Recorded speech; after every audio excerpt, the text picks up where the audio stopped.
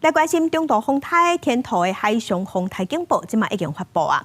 目前在海面上也有3个风台，若是有东北季风，也有风台外围环流的影响，昨昏依然继续上大雨，同款露出财情。排水沟河土石塌掉的，山顶下来水无法度消透。宜兰南方澳地表江附近12因为雨大雨，结果土石流，所以淹水淹甲真严重。所有的信号路水捌淹到1公尺悬，民众是拼规暗才拼清气，不过真侪家具甲电器拢已经坏去。赶快把东西搬上去，搬到2楼。我们有东西坏掉吗？有啦，冰箱、洗衣机、冷冻柜什么都有啊，还有那个橱柜什么。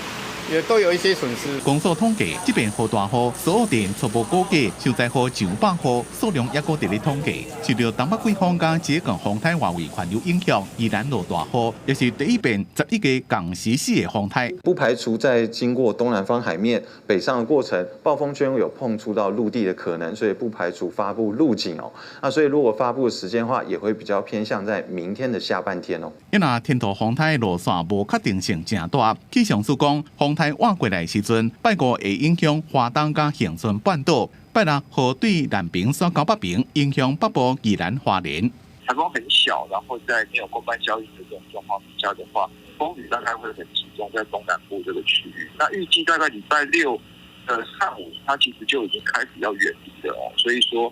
风雨的状况其实就会开始减弱下来。伫风台愈来愈晚，影也愈来愈大。上瓦郡风台中心的恒春半岛南势绿岛大东，影可能有3公尺到6公尺；东半部海面影可能也有3公尺。另外，风也会注意。上瓦郡风台中心的花东恒春半岛南势绿岛，风速可能有9级到12级。